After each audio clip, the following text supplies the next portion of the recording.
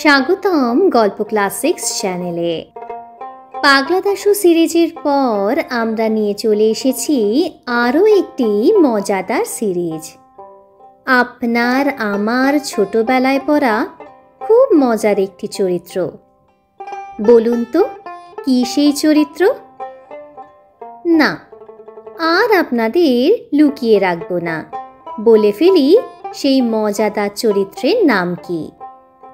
সেই মজাদার চরিত্রটি হলো আপনার আমার সকলের প্রিয় গোপাল ভাঁড়। হ্যাঁ, আমরা শুরু করতে চলেছি আবারও একটি নতুন গল্প সিরিজ। এবার আমরা আপনাদের জন্য নিয়ে আসব গোপাল ভাঁড়ের মজার মজার গল্প। কিন্তু কে এই গোপাল ভাঁড়, তার সম্পর্কে আমরা একটু জেনে নিই। অনেক বছর আগের কথা, আজ থেকে প্রায় ৩০০ বছর আগে, নদিয়ার কৃষ্ণনগরে রাজা কৃষ্ণচন্দ্রের রাজসভা তখন খ্যাতি পেয়েছে সারা বাংলায়। সেই রাজসভাতেই ছিলেন এক আশ্চর্য মানুষ, হাসির মধ্যেও যিনি সত্য বলতেন, রসিকতার মধ্যেও যিনি অন্যায়ের প্রতিবাদ করতেন। তার নাম গোপাল ভাঁড়। গোপাল ভাঁড়ের জন্ম হয়েছিল নদিয়া জেলার কৃষ্ণনগরে। তিনি রাজা কৃষ্ণচন্দ্রের সভাসদ ছিলেন, কিন্তু রাজনীতির মানুষ নন, ছিলেন বুদ্ধি আর হাস্যরসের জাদুকর। রাজা, মন্ত্রী, প্রজা সকলের মন জয় করেছিলেন তার তীক্ষ্ণ বুদ্ধি, রসিকতা আর অদ্ভুত উপস্থিত বুদ্ধির জন্য। নদিয়া রাজপ্রাসাদের চারপাশে গঙ্গার ধারে গোপাল নাকি ছোট্ট এক বাড়িতে থাকতেন।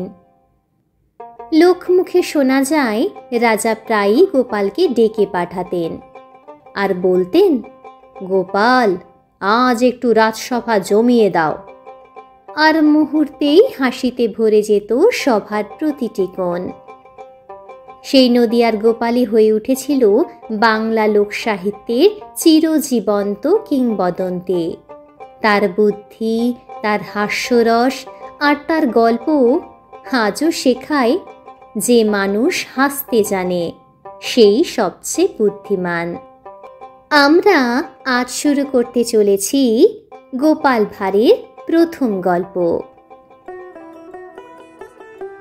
নদিয়ার কৃষ্ণনগরে রাজা কৃষ্ণচন্দ্রের সভায় একদিন ঘটল এক মজার কাণ্ড। পাড়ার এক মুদি গোপাল ভাঁড়ের নামে নালিশ জানালো যে সে নাকি দেনা শোধই করে না। কিন্তু গোপাল কি চুপ করে থাকবে? সে এমন বুদ্ধি খেলল যে শেষমেশ হাসিতে ফেটে পড়ল গোটা রাজসভা। চলুন তাহলে শুনে নেওয়া যাক গল্প ক্লাসিক্সে আমাদের আজকের গল্প, গোপালের মিষ্টি প্রতিশোধ।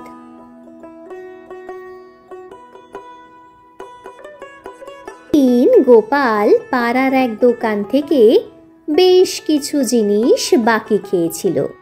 অনেক দিন কেটে গেল, কিন্তু দেনা শোধ করল না। এতে মুদি রেগে গিয়ে সরাসরি মহারাজ কৃষ্ণচন্দ্রের কাছে নালিশ জানালো। মহারাজ, গোপাল আমার 7 টাকা পাওনা দিয়েছেই না। গোপাল তলব পেয়ে রাজসভায় হাজির হলো। বিনয়ের সঙ্গে বলল, হুজুর, দেনা আছে ঠিকই, কিন্তু 5 টাকার বেশি নয়। আমি ধীরে ধীরে সব মিটিয়ে দেব, শুধু কিস্তিতে শোধ করার অনুমতি দিন। রাজা বললেন, ঠিক আছে। কিন্তু গোল বাঁধল দেনার অঙ্কে। মুদি বলছে 7 টাকা, গোপাল বলছে 5। অবশেষে রাজা মুদির খাতা তলব করলেন। খাতায় দেখা গেল সত্যি 7 টাকার দেনা লেখা। গোপাল একটু খাতা ঘেঁটে বলল, হুজুর, এই যে দেখুন, কি অন্যায়! যেদিন আমি অরহর ডাল কিনেছি সেদিনই মুদি আমার নামে ঘিও লিখে রেখেছে, অথচ আমি কোনোদিন ঘি খাই না। গরিব মানুষ আমি, প্রতিদিন অরহর ডাল ঘি দিয়ে খাওয়ার সাধ্য কোথায়? মুদি প্রতিবাদ করে উঠল, হুজুর, ঘি না দিলে অরহর ডাল খাওয়া যায়? কে শুনেছে এমন কথা? রাজাও একটু ভাবলেন, কারণ তার বাড়িতেও তো অরহর ডালে ঘি পড়ে। শেষমেশ রাজা গোপালের কথায় বিশ্বাস না করে মুদির পক্ষেই রায় দিলেন। গোপাল বাধ্য হয়ে 7 টাকা মিটিয়ে দিল, কিন্তু মনে মনে খুব রেগে গেল। কয়েকদিন পরে গোপাল ভাবল, এই মুদিকে না একটু শিক্ষা দেওয়া দরকার। সেই বছর গোপালের বাড়ির আখ বেশ ভালো হয়েছিল।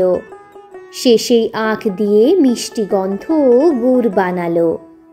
আর একদিন খুব মিষ্টি করে মুদির সঙ্গে আলাপ শুরু করলো।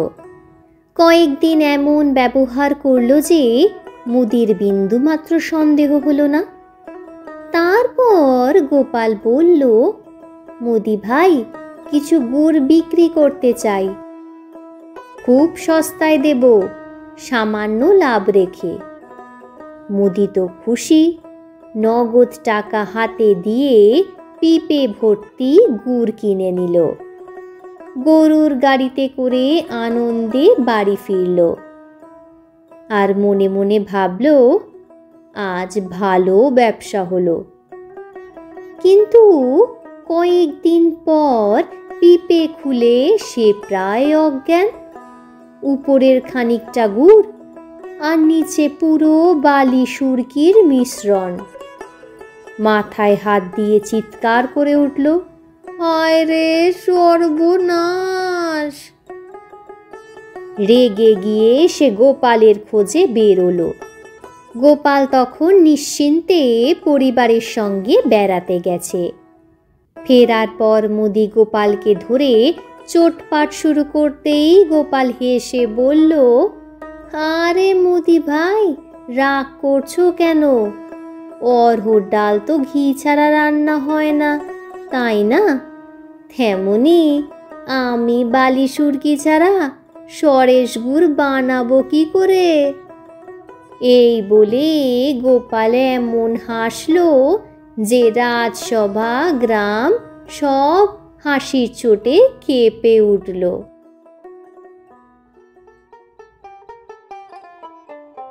এই ছিল আমাদের আজকের গোপাল ভাঁড়ের প্রথম গল্প। এমনই ছিল গোপাল ভাঁড়, এক হাতে হাসির রসিকতা আর অন্য হাতে তীক্ষ্ণ বুদ্ধির অস্ত্র। রাজা কৃষ্ণচন্দ্রের সভায় কিংবা কৃষ্ণনগরের রাস্তায় যেখানে যেতেন সবার মুখে এনে দিতেন হাসি আর চিন্তার খোরাক।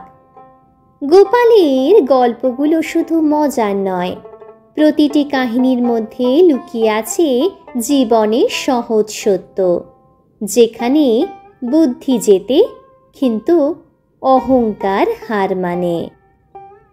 আজকের গল্পটি কেমন লাগলো সেটা কিন্তু কমেন্টে আমাদের জানাতে ভুলবেন না।